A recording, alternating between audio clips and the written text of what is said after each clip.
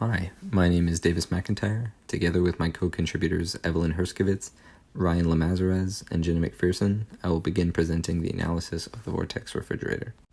To better understand the vortex refrigerator behavior, we need to find an experimental relationship between the input voltage and P3. This is the pressure just outside the accumulating tank. Then, a relationship between that pressure and our outputs, cold output temperature and mass flow rate, as well as hot output temperature and mass flow rate.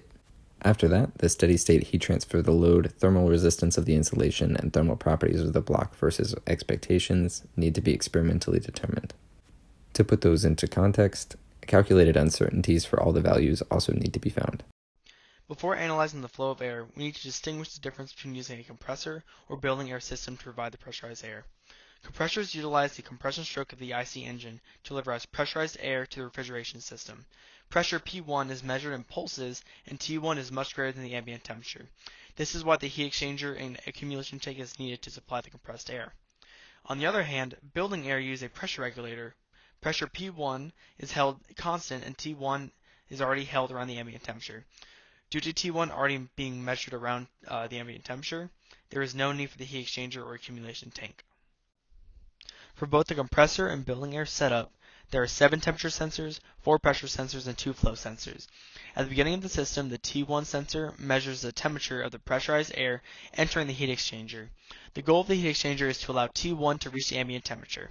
After passing through the heat exchanger, the accumulation tank allows pressure to remain constant, so that the temperature and pressure sensors T3 and P3 can act as input signals for the sensors after the vortex tube. The main goal of the vortex tube is to separate the hot flow from the cold flow. On the hot side after the vortex tube, the temperature pressures are measured just like before, but now with the mass flow is measured using a M.H sensor.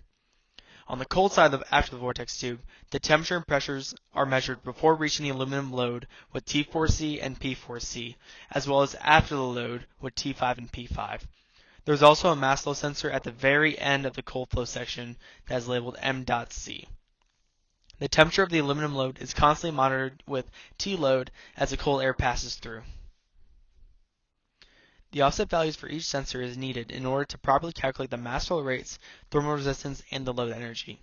For the temperature sensors, the offset is found by taking the average value measured when no compressed air is flowing and is subtracted by the ambient temperature.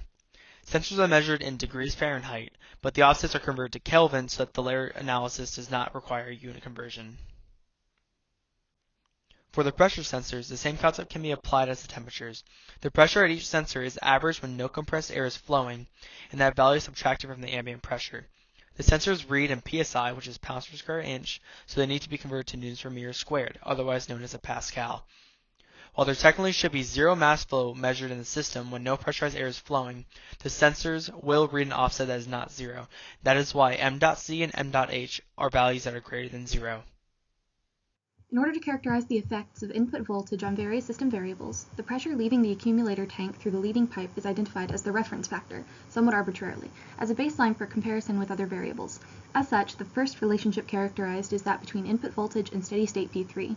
As seen on the given graph, this relationship is best characterized as quadratic, with the pressure experienced in this pipe increasing for increasing input voltage. Next, the relationship between P3 and the temperature of the cold and hot air leaving the vortex tube is quantified. As all of these variables correspond to sensors, no calculation is needed for this relation beyond the averaging of variables across all steady-state data for each input voltage and basic unit conversion. By simply plotting these averaged values, corrected by subtracting the offset found previously, it is apparent that a quadratic relationship best fits the relationship between P3 and the cold air, while a linear relationship is the best fit for the hot air. These models for each relationship will be used later to characterize the cooling capabilities of the overall refrigeration system. The uncertainty of P3 is found through the combined uncertainty of the pressure transducer, given the accuracy uncertainty and precision uncertainty by the manufacturer. Similarly, the temperature uncertainty, which is equal for both cold and hot flow data, is derived from the provided accuracy and precision uncertainty of the thermocouples. The next factor to consider is the relationship between P3 and the mass flow rate of the cold and hot air leaving the vortex tube. In order to find this relationship, the shown formula is applied to calculate the mass flow rate for each temperature range. When each is plotted against the same P3 data as earlier, it is clear that the cold mass flow rate at steady state exhibits a linear relationship with P3, while the hot mass flow rate appears to best fit in a quadratic model. While the uncertainty of P3 remains equal to the previously found P3 for each point, the uncertainty of the mass flow rate changes over the course of the relationship. This change is namely due to the accuracy and precision uncertainties for volumetric flow rate being given as a function of volumetric flow reading.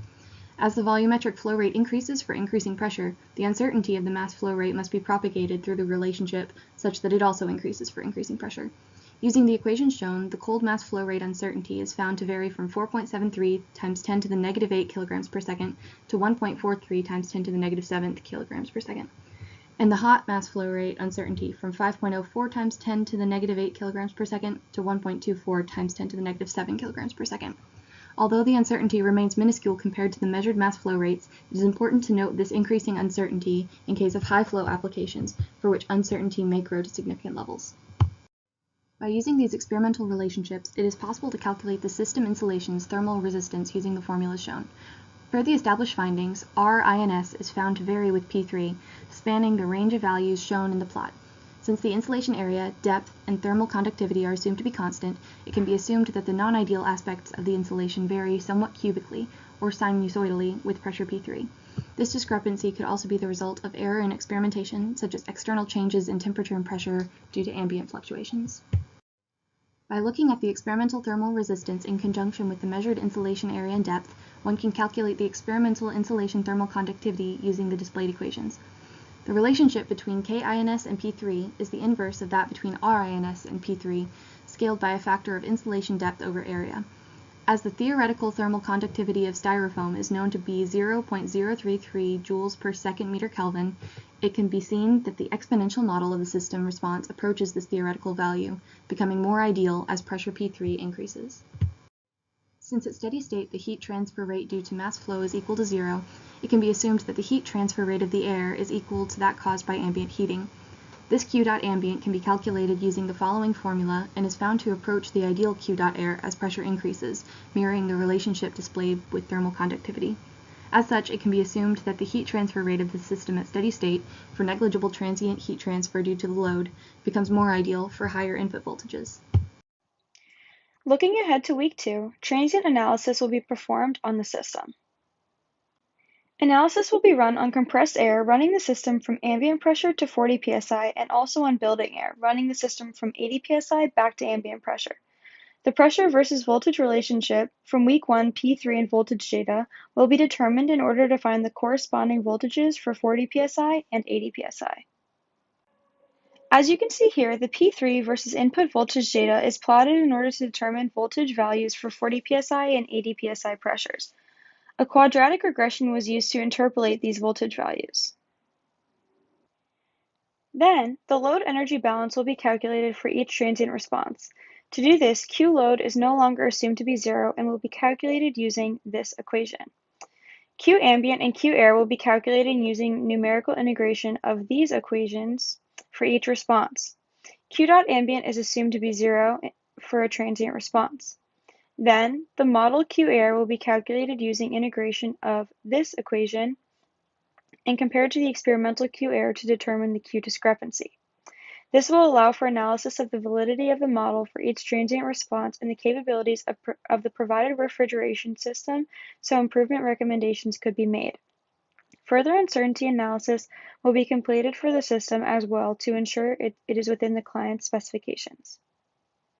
In conclusion, there are a lot of energy balances relevant to this setup, but only really one with respect to the load, which is the real gauge of how well this setup works. And as you can see in this equation, there's also a Q dot discrepancy that gives us an intuition for the differences between experimental findings and mathematical models, and with that, an intuition for how predictable the system is. Some benefits of this system could be providing a sustainable alternative to refrigeration, preventing contamination, and, with some modification, previously compressed air could allow the fridge to work more quietly and portably.